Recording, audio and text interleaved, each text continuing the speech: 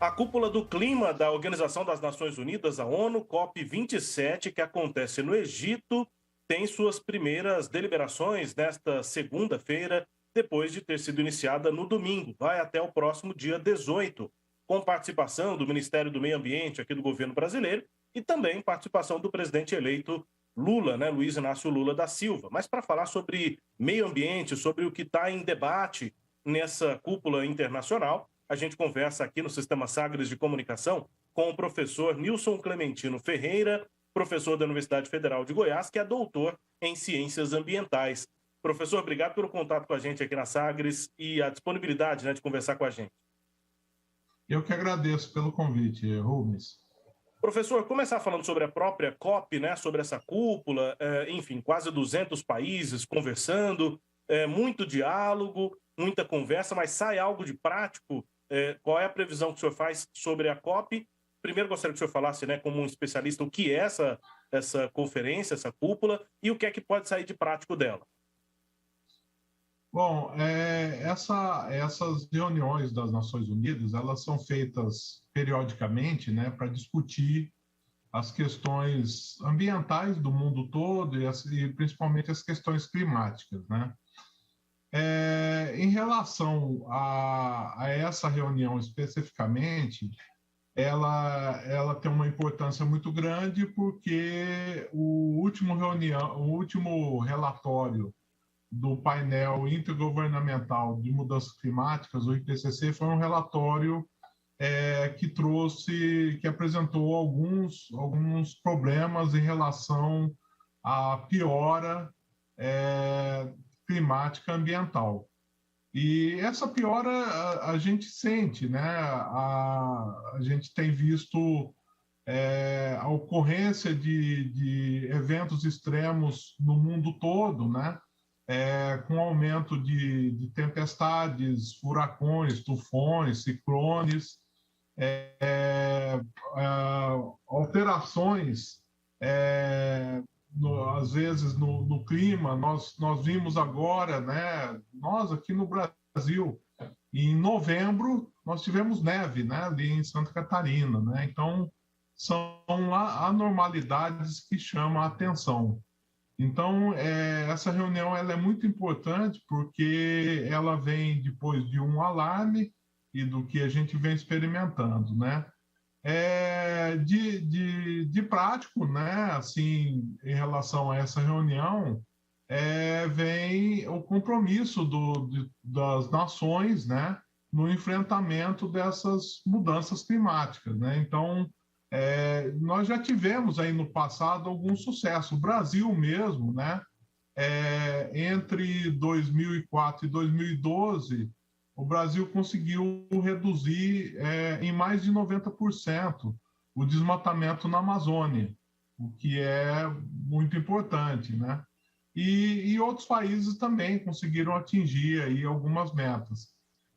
Mas agora a gente está numa situação, o mundo todo numa situação realmente alarmante e várias medidas vão ter que ser efetivamente tomadas por vários países, porque essas mudanças, elas afetam, a gente fala em mudanças climáticas globais e tem muita palavra de ordem, assim, vamos salvar o planeta, mas, na verdade, isso é para salvar a gente mesmo. O planeta vai continuar aqui tranquilinho, O planeta já passou por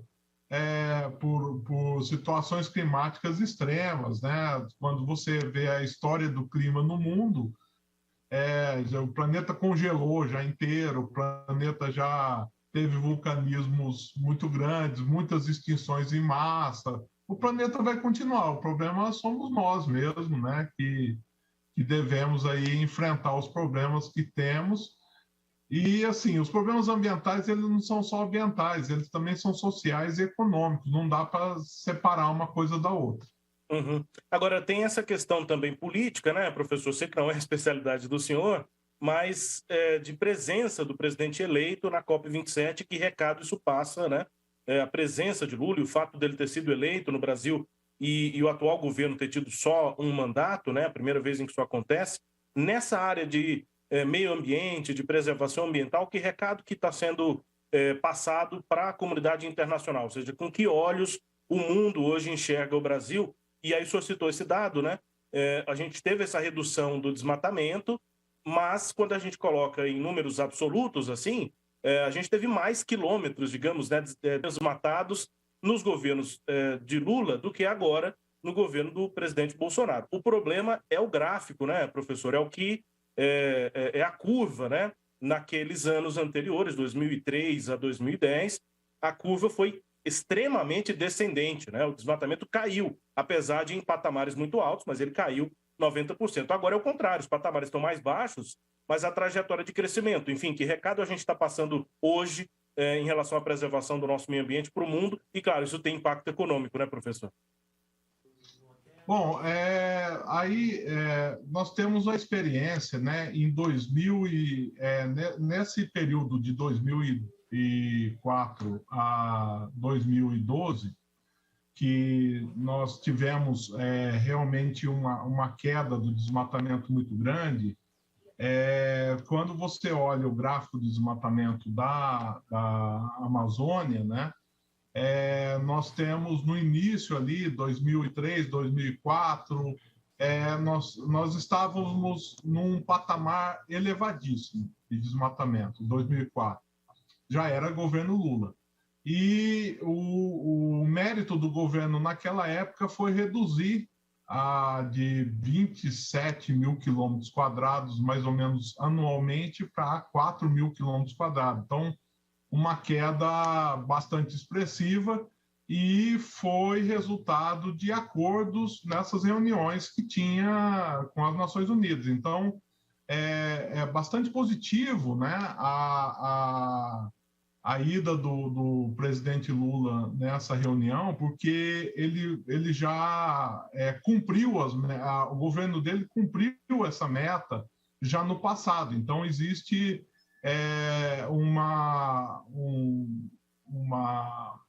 o conhecimento de todas as nações que o país consegue atingir as metas aí em relação ao desmatamento, né? Uhum. Agora, em relação à economia, né, a redução do desmatamento também foi a gente teve essa experiência ali no governo petista, né? Quando nós reduzimos de 27 para 4 mil quilômetros quadrados por ano, naquela época o produto interno bruto do Brasil aumentou. Então, nós tivemos essa experiência bastante positiva, onde nós chegamos a ser a sexta economia do mundo, coincidentemente também em 2012. Então, a redução do desmatamento não tem absolutamente nada a ver com diminuição do problema econômico, com redução do crescimento econômico. Tá? E ainda mais é que vários países, né, a comunidade europeia hoje, ela está disposta, né, a adquirir produtos commodities, né, de países que respeitam o meio ambiente. Então, existe uma certa tendência nesse tipo de iniciativa dos países que consomem os nossos produtos, né? Consumir somente se vier de locais de ocupação legal. Professor, mas 20 anos depois, né, quais são os desafios ambientais do governo que vai começar em janeiro, né, o governo do presidente Lula? Assim, são os mesmos desafios? O que mudou de lá para cá? Os números de desmatamento são menores, né, apesar dessa trajetória de crescimento mais recente, os números são mais baixos. Enfim, quais são, na visão do senhor, os principais desafios do governo que vai começar? Bom, são vários, né? E como eu disse para você, a gente não pode separar o ambiental do econômico e social. Tá? Então, o Brasil hoje, a tendência é de assumir, né, o protagonismo ambiental no mundo, né?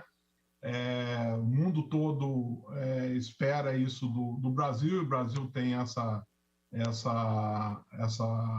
possibilidade de assumir esse protagonismo ambiental. E nós temos inúmeros desafios. O primeiro é realmente reduzir o desmatamento, as queimadas, né? E nós não estamos fazendo isso, isso é importante dizer, que nós não estamos fazendo isso somente para o mundo, mas fazendo isso para o Brasil mesmo. Então, nós estamos passando aqui, ano após ano, a insegurança hídrica tem aumentado. Nós temos, no período da seca, principalmente nós que estamos no Cerrado Brasileiro, que passa por um período muito longo de estiagem, cada vez a gente vê registros maiores de municípios sem água. Então, e a água que nós recebemos aqui no Cerrado, ela é proveniente da Amazônia. Então, os primeiros a ser atingidos, né, por esse crescimento do desmatamento da Amazônia é o próprio Brasil. É o Cerrado que vai ficar sem chuva, é a região sul e sudeste que vai ficar sem chuva, porque a chuva que chega aqui, ela se forma na Amazônia, com o fortalecimento da massa de ar equatorial, que é uma massa de ar quente e úmida, que é barrada na Cordilheira dos Andes e forma aqui a zona de convergência do Atlântico Sul. É isso que traz a chuva para nós. Se não fosse isso, nós teríamos aqui na região sul-sudeste um deserto, como nós temos o deserto da Namíbia, o deserto da Austrália, o deserto do Atacama. Nós estamos, essa região sul e sudeste nossa, a gente chama de quadrilátero da sorte, porque era para ser deserto ali. Na linha dos trópicos, se você olhar no mapa mundi, sempre tem desertos. O deserto do Saara fica na linha dos trópicos, do Arizona, do Texas, e do deserto de Gobi, na China, tudo na linha dos trópicos. A região sul e sudeste nossa é a única parte do globo que está na linha dos trópicos e que não é deserto por causa da floresta amazônica e dessa combinação toda. Então, nós temos o desafio de parar o desmatamento e as queimadas, e nós temos o desafio de fazer um aproveitamento melhor do nosso solo. Então, nós temos milhares de quilômetros quadrados de pastagem degradada, que nós devemos recuperar essa pastagem, e em locais onde essas pastagens têm solos que não são apropriados, são solos muito ruins e que você sempre... Não adianta você investir em recuperação de pastagem, porque você vai continuar com a pastagem ruim devido à falta de fertilidade do solo, relevos muito íngremes. São áreas que devem recuperar a vegetação nativa. Outra coisa que nós devemos fazer é recuperar muitas áreas de preservação permanente, que são áreas que protegem os nossos cursos hídricos, né? Nós devemos melhorar as cidades brasileiras, fazer planejamentos melhores das cidades brasileiras, para preservar mais os cursos hídricos que passam por dentro das cidades, transformando, ao invés de fazer como tem aqui em Goiânia, aquela avenida Marginal Botafogo, né, onde você pega o rio e você tenta doutrinar ele, encaixando ele numa estrutura de concreto, e que isso vai dar um monte de problema. As cidades devem respeitar o curso dos rios e pode utilizar o curso dos rios fazendo parques lineares, como nós fizemos já em Goiânia, o Parque Linear Macambira-Nicuns. Então, isso é uma tendência para as cidades. Você valoriza o curso hídrico, você entrega o curso hídrico para a população desfruta de locais para lazer, para passeios, para prática de esportes, você pode fazer ali quadras poliesportivas, dá qualidade de vida da população, e, ao mesmo tempo, você respeita a rede de drenagem urbana. Nós precisamos fazer nas cidades também uma maior arborização, né? Porque é uma maneira de enfrentamento a esses eventos extremos. Um evento extremo que vai ter muito nas nossas cidades é chuvas intensas. A ocorrência de chuva em curtos períodos de tempo e o sistema de drenagem urbana não dá conta dessas chuvas. Professor, então, sim. Não, é isso, né? E tivemos recentemente aqui, continuamos ainda no meio do debate aqui em Goiânia sobre o plano diretor, né? Que é o que define, inclusive, Sim. como que a cidade vai se desenvolver, considerando também esse ambiente, o ambiente onde ela está. Agora, eu queria perguntar sobre uma outra coisa, porque lá na COP27, além da presença do Lula, claro, tem a questão oficial, né? Tem a representação oficial, que é do Ministério do Meio Ambiente, e o Ministério está apresentando o Brasil com um grande potencial para a produção de energia limpa, inclusive querendo atrair investimentos internacionais nesse sentido, né? Para que, enfim, os investimentos cheguem para incentivar o desenvolvimento aqui de energia limpa. Como é que o senhor avalia o Brasil nesse cenário, né? Nesse setor de produção de energia verde, né? Como também é chamado? Sim, essa é uma questão importantíssima e o Brasil ele tem todos os elementos para ser um exemplo na produção de energia limpa no mundo. Além de ser exemplo, é uma necessidade.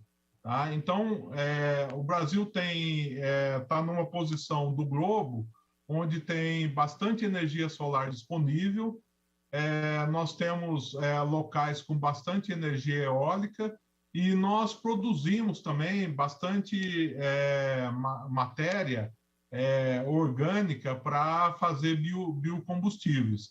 Agora, essa energia ela é extremamente necessária porque o Brasil precisa crescer, ter um crescimento da sua indústria.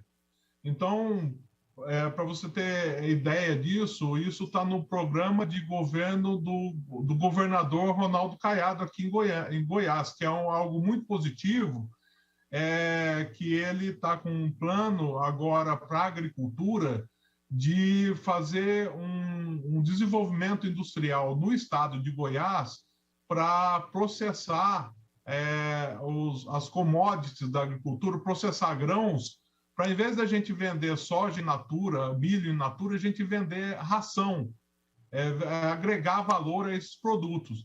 E, para isso, a gente precisa de indústria.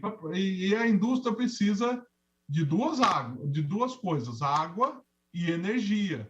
Né? Então, como nós não temos aqui um parque industrial muito grande, nós temos condições de criar um parque industrial limpo, um parque industrial que usa energia limpa e que produz bastante e agrega valor aos produtos que nós temos aqui para o crescimento econômico do Estado. E isso gera emprego, né? Melhora também a questão social. Uhum. É isso, professor. Eu sei que tem muitos assuntos ainda para a gente tratar, mas temos pelo menos até o dia 18 e depois do dia 18 também, né? Para a gente falar sobre esses e tantos outros assuntos, porque é a duração aqui da COP27, mas a sustentabilidade, enfim, as opções de desenvolvimento sustentáveis são sempre pauta importante aqui no Sistema Sagres. Obrigado por essa entrevista e até uma próxima, professor. Ok, eu que agradeço. Professor Nilson Clementino Ferreira, doutor em Ciências Ambientais, professor da Universidade Federal de Goiás, conversando com a gente aqui nesse primeiro dia de debates, efetivamente, lá na COP27, e a gente segue acompanhando, repercutindo aqui para Goiás, para o Brasil, mas claro também com os destaques mundiais, né, globais, da Cúpula do Clima nessa 27ª edição. Destaques à íntegra desta entrevista, você que nos acompanha, acessa também no sagresonline.com.